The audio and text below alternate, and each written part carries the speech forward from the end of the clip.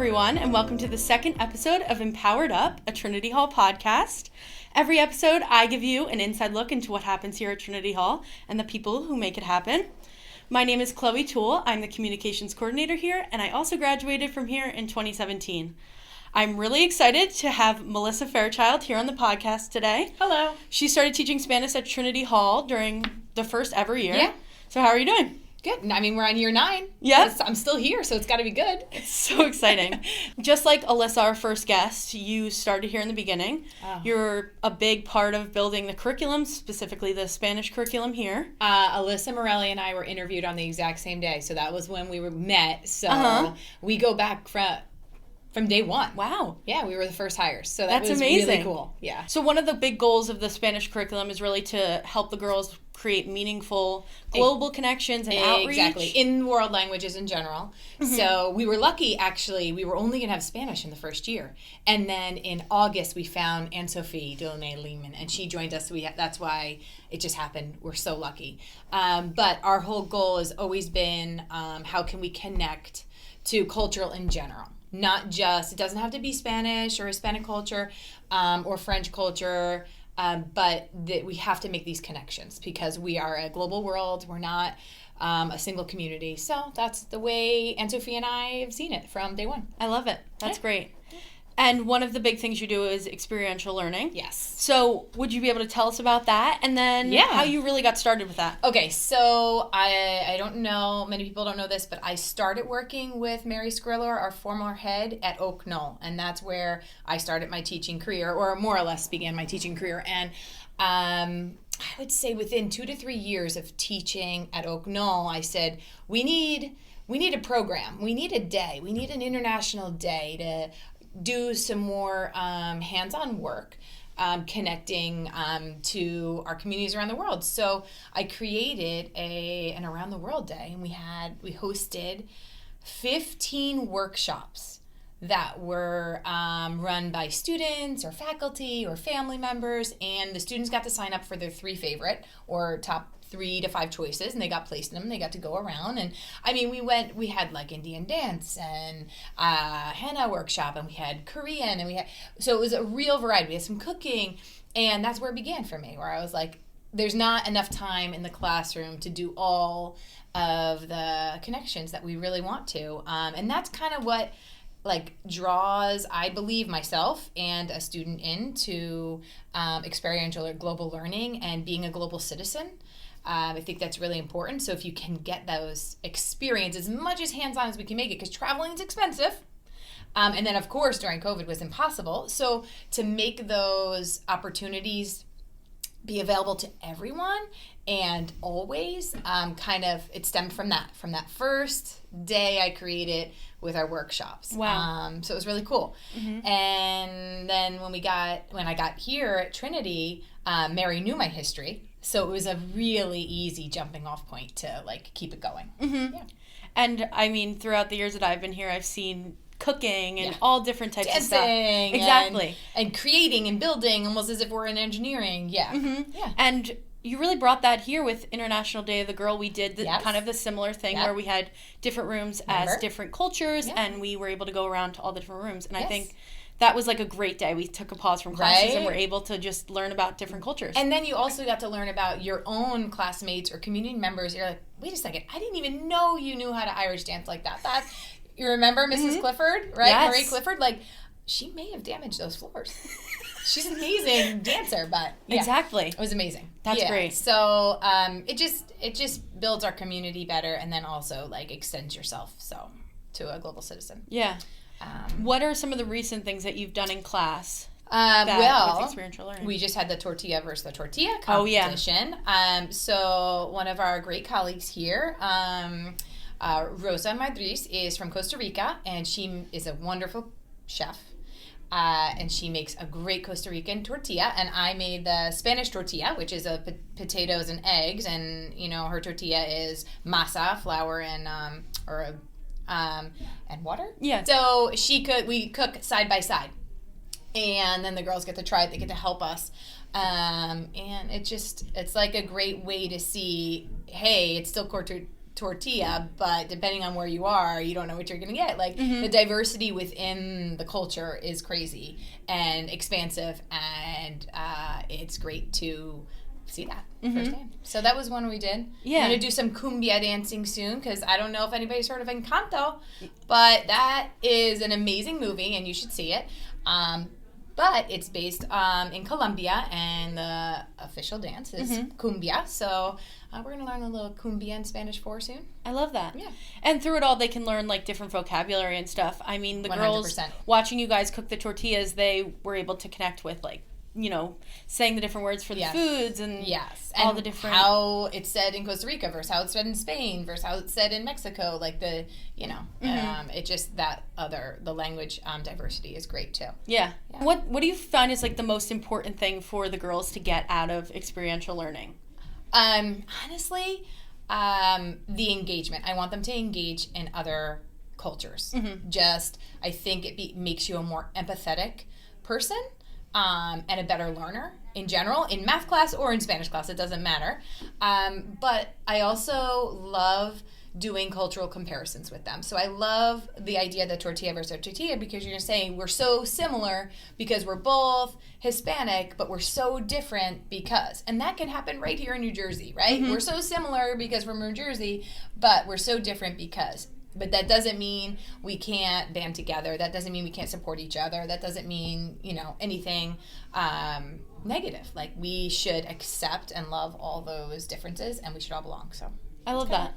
And it's great to, like, have that when they're, thinking about going to college, and they're going to meet new people, and they're going to meet people from different cultures. Totally. And so what is that, like, something you think that they could use, later on in life as they're, like, starting to meet new people? 100%. Move on in their education. 100%. Yeah. It just teaches empathy. So then I love that. You collaborate better. One of the, like, biggest cultural comparisons you guys did was you were able to go to Europe a few years ago. And for a few years where you went to Spain and France, right? You went to Spain. So do you want to talk about the trips a little bit? So the trips began in Chloe's junior year, right? And which was our only third year, so it's pretty crazy that we were able to start traveling and had that capacity within our, I don't know, just in general, after building a curriculum that we can say we can add this on now. So we took a group to Costa Rica and a group to Paris and Barcelona, and the trips ran 1 year and then the next year, not simultaneously. Now they run simultaneously, but it was a junior year and then a senior year trip. And it was awesome. So we partnered with a travel company who our missions completely aligned, called World Leadership School. So that's how we went to Costa Rica, and it's a service-based trip. We were in the middle of nowhere in the rainforest. And I am very outgoing and I'm very adventurous, though I am not a camper. Yeah. But I've smiled that whole trip. It was fun. But we got to be in the community at a small school, working with all the kids, working in the rainforest, helping save turtles on the beach, sea turtles on the beach, tracking the pumas in the rainforest. It was just an experience that's I can't compare it to anything. And so that kind of drew us into that idea that completely ties with our mission about our faith and our respect and just perseverance through that. That was tough. And our trip to Paris and Barcelona was tied with our history curriculum. I don't know if in the first year we also went to Normandy, but it then kind of sprouted our next vision of experiential learning, that there needs to be a scope and sequence to what we do. So those two experiences are amazing. How can we align this so everybody has access? Because, again, like I said, travel's expensive. And we want to help support the communities we go to. We just don't want to be in the communities that we go to. So we needed to think about what from freshman year on to senior year can we offer that's accessible. So that's that's kind of where we are now. COVID put a little wrench in it. Yeah. But that's okay. We have a plan, and we're going to keep going. And now we have a really great sequence of what freshman opportunities we can offer up till senior. That's great. And thinking back to those trips, I mean, I wasn't able to go on them, but you guys did such great things. Yeah. Is there any moments from those that you can pull out that you really just, at that moment, looked back and are like, the students really embraced the experiential learning? Yeah, I got a good one. Okay, I mean, great. I probably have at least 20 stories that I can tell that would floor you in terms of, like, the experience and, like, the engagement. But, so the Costa Rica trip is really service-based. There's not as much, though you are in Costa Rica and you would think, oh, surfing and ziplining and whatnot, but it's not adventure-based. But we always try to include something by the end of the trip, fun for us to do. We do go ziplining, but we do the amazing race. We create the amazing race. And so you get paired or in groups of 3, and you're given this giant scavenger hunt, right? That's the amazing race. So I don't know if you know this, the rainy season just happens to start when we travel in June. So at any given moment, it's going to be a giant downpour on you in the rainforest. Well, that's what happened in our amazing race. And I'm talking, you wouldn't see in front of you were driving. We couldn't see in front of us walking. That's how thick the rain was. And we still all did it. Wow. And completed it. I mean, and we're trekking up, like the infrastructure's not there, so it's just like mud roads, rock roads, right? And every group completed it. There was not one complaint. Nobody cared how wet, how muddy they were. I mean, I think we bagged all of our clothes, so it didn't touch anything else, because that was just clothes you could never wear again after that experience. But I think, like, seeing all of us band together and be like, no, I want to, because during the amazing race, you're learning a little bit more about the community too, as well. And nobody wanted to reject that or deny that experience. So there you go. I love that. Yeah. They really embraced the, like, rain and that's what it is. The hard work of trucking through all of that. And I think that's great because, you know, sometimes it's like you only see it in a few people, but for all of everyone to do that. Yeah.